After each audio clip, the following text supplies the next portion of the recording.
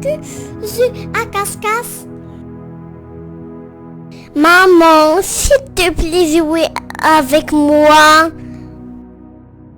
Oh, je suis désolée ma chérie, je suis très occupée. Va jouer avec ton frère ou bien ta sœur.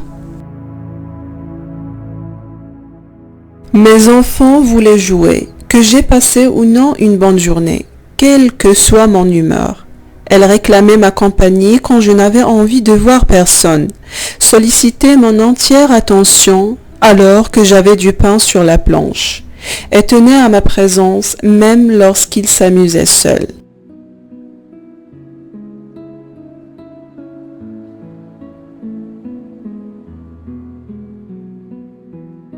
Bonjour à toutes et à tous. Le plaisir d'écouter vous présente des extraits du livre Qui veut jouer avec moi par Isabelle Filiosa qui présente Dr Lawrence Cohen, un psychologue américain spécialiste du jeu des enfants et des thérapies par le jeu.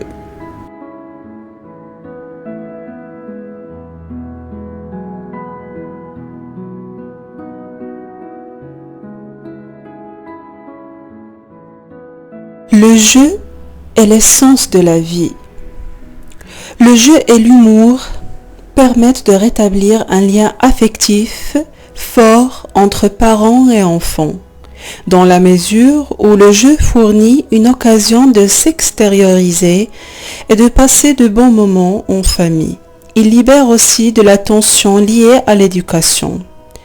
Assumer son rôle de parent sur un monde ludique permet d'entrer dans le monde de l'enfant sans le brusquer, en développant sa confiance en lui et en nous.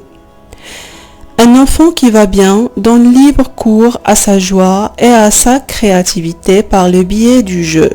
Un moyen pour lui de s'approprier le monde, de l'explorer, de l'investir d'un sens et de se remettre de ses contrariétés.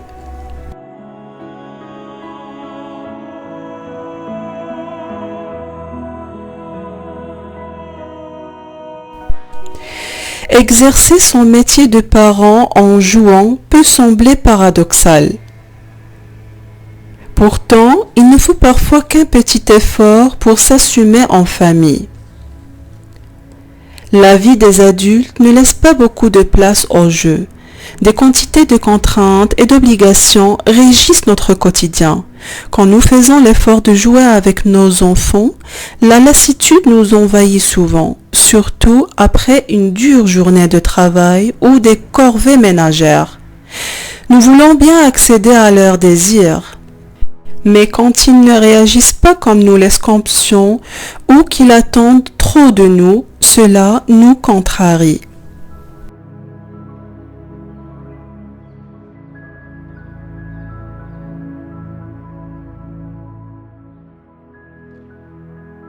Pourquoi les enfants jouent?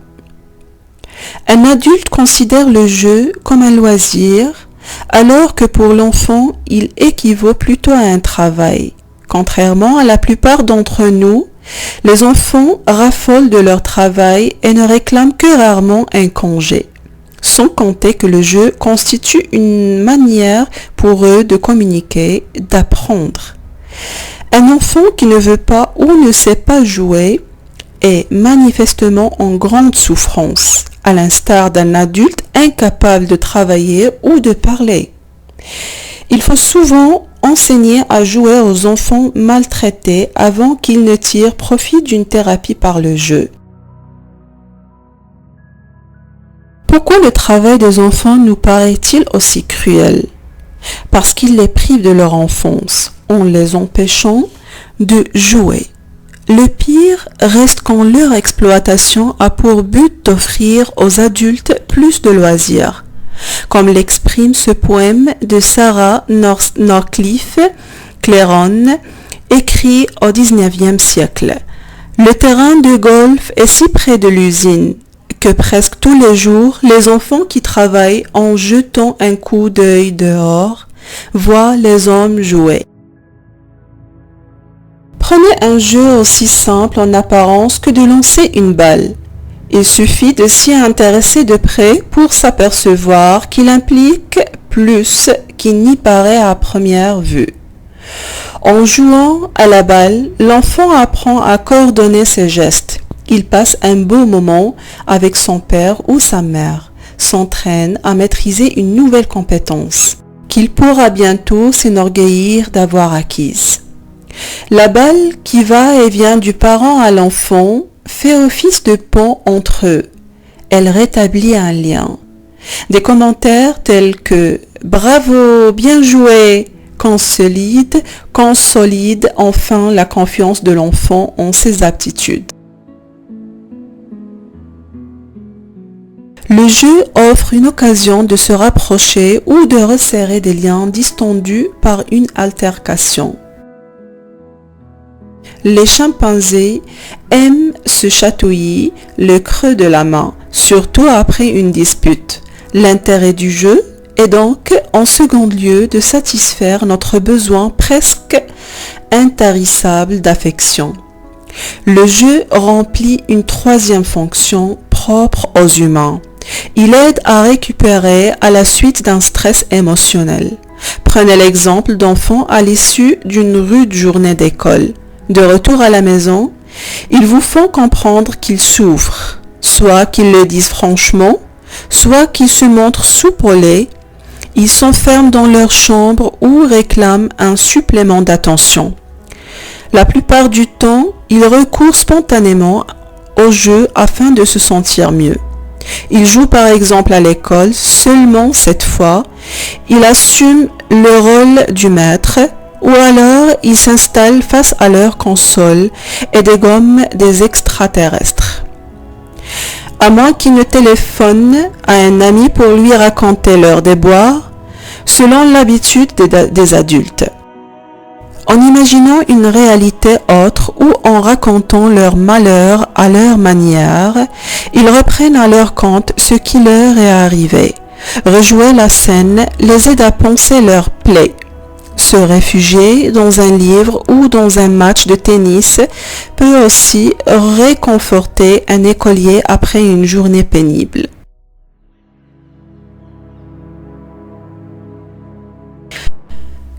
Il est possible d'entrer en communication avec l'enfant sur un mode ludique en accomplissant ensemble des tâches ménagères, en pratiquant un sport, en surveillant les devoirs, en regardant la télé, en faisant un câlin ou même en imposant une stricte discipline.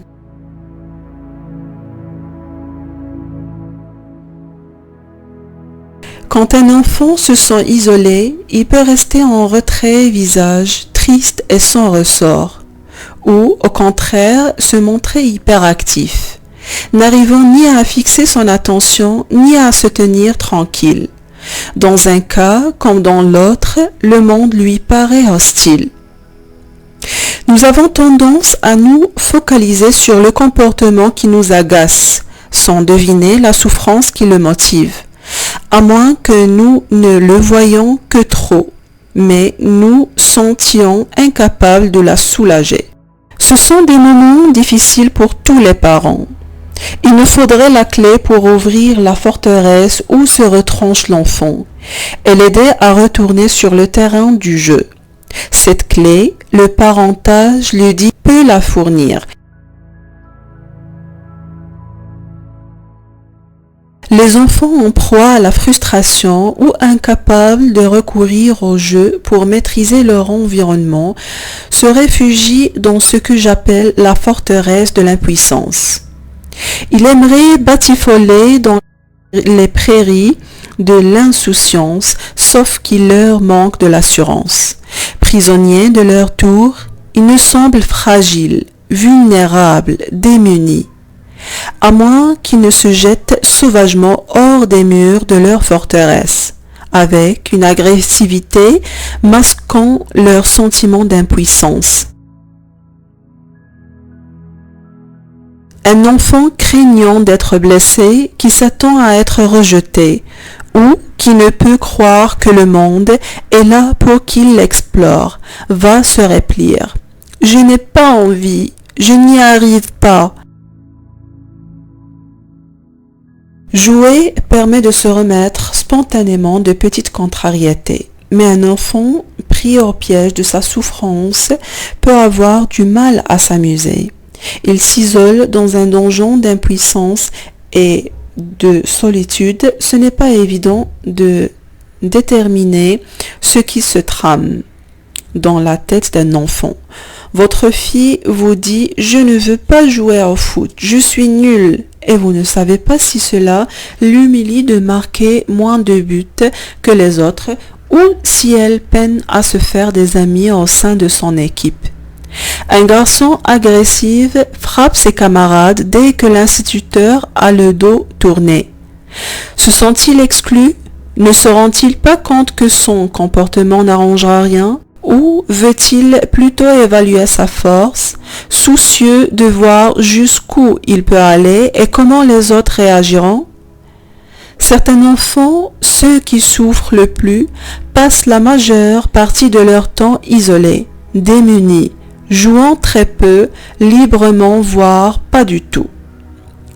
Mais même les enfants les mieux choyés, les plus épanouis, s'enferment dans leur donjon quand ils ont peur, se sentent dépassés ou abandonnés. Prenez un enfant qui vient de passer une sale journée. Vous paraît-il incapable de s'amuser de bon cœur? Se cache-t-il? S'en prend-il à vous? S'acquitte-t-il de ses obligations sans joie, sans élan? Peut-être se sent-il coincé. Il répète les mêmes paroles, les mêmes jeux à n'en plus finir, sans vraiment en retirer de plaisir. Peut-être se montre-t-il plus déchaîné que d'habitude, autant de signes de sa solitude, de son impuissance. Quand ils ne parviennent pas à surmonter leur traumatisme à l'aide du jeu, les enfants, débordés par leurs émotions, peuvent finir par les décharger par une crise. Ils insultent leur entourage ou éclatent en sanglots à la moindre frustration. D'autres se réfugient dans leur chambre ou se blindent en fixant l'écran de la télé, tandis qu'ils zappent d'une chaîne à l'autre. Ils paraissent abattus, apathiques. Les adultes ne remarquent pas qu'ils ont un problème, parce qu'ils sont tranquilles. Les enfants répriment leurs émotions, passent pour sages. Aux yeux des parents, tout va bien. Ce n'est pourtant pas le cas. Quand un enfant se replie dans son donjon et remonte le pont-levis derrière lui, les parents se demandent comment lui venir en aide. Eux-mêmes peuvent se vivre comme à bout de ressources ou peignés par ce qu'ils interprètent comme un rejet et se retrancher dans leur propre forteresse. Un isolement qui est évidemment loin d'améliorer les choses avec l'enfant. Il est trop gâté. Je ne sais plus quoi faire avec elle. Je m'en veux quand je leur crie dessus. Pourtant, je recommence. Voilà qu'elle a tout à coup peur de l'eau, alors que je lui ai payé des leçons de natation. Il va falloir qu'elle apprenne à nager, sinon... Va-t'en, je suis occupée. Le jeu reste l'un des meilleurs moyens d'entrer en contact avec un enfant, de le sortir de son isolement ou de l'amener à modifier son comportement jusqu'à ce que le lien et la confiance soient restaurés.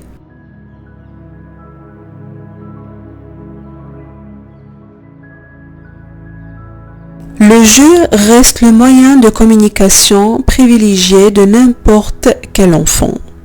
Empêcher un enfant de jouer équivaut à empêcher un adulte de parler ou de réfléchir. Contrôler le jeu d'un enfant revient à contrôler tout ce que dit un adulte. Enfin, laisser un enfant jouer seul, c'est comme passer une journée en compagnie d'un adulte sans lui adresser la parole. Les enfants ont surtout besoin que les adultes prennent part à leur jeu quand ils ont du mal à établir des liens avec leurs camarades ou des grandes personnes, quand ils semblent incapables de jouer librement ou spontanément. Lors d'un bouleversement dans leur vie, leur entrée à la maternelle, la naissance d'un frère ou d'une sœur, un décès ou un divorce, quand ils sont en danger.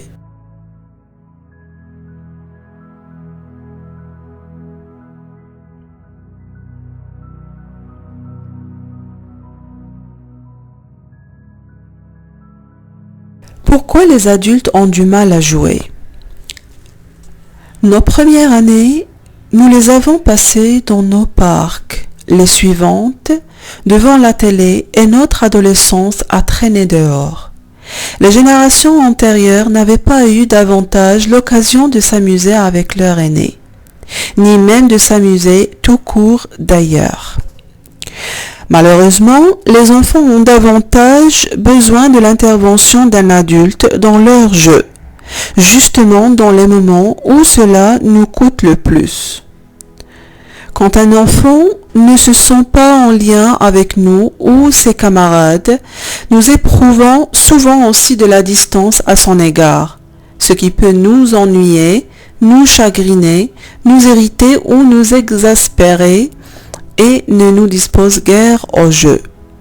Quand un enfant se livre à un jeu répétitif, agressif ou entravé, l'envie nous vient facilement de le punir, de l'isoler ou de ne plus nous occuper de lui, tout plutôt que d'aller vers lui. Les phrases de transition mettent à l'épreuve les adultes aussi. Quand un grand changement dans nos vies nous préoccupe, nous avons moins de temps et d'attention à consacrer à nos enfants.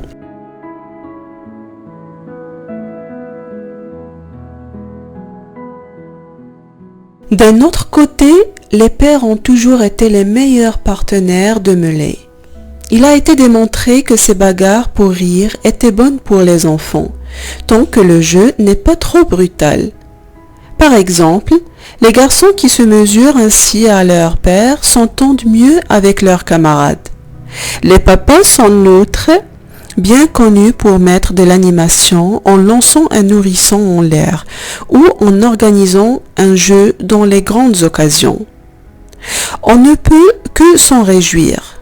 Malgré tout, les enfants ont aussi besoin d'interactions ordinaires avec leur père dans la vie de tous les jours. Les pères et les hommes en général ont la possibilité d'apporter un énorme plus à la vie de leur enfant. Ces derniers ont besoin de pouvoir se mesurer à la force masculine pour les jeux très physiques. Mais les hommes auraient tout aussi intérêt à élargir leur répertoire, à câliner, consoler ou se déguiser. Pourquoi se lancer un ballon reste-t-il l'archétype du jeu père-fils? À mon avis, parce que c'est relié en restant à distance. Cette distance avec laquelle bataillent tant les petits garçons que les hommes adultes. Plus les hommes choisiront la proximité, moins il y aura des raisons de leur consacrer une section à part dans les manuels d'éducation.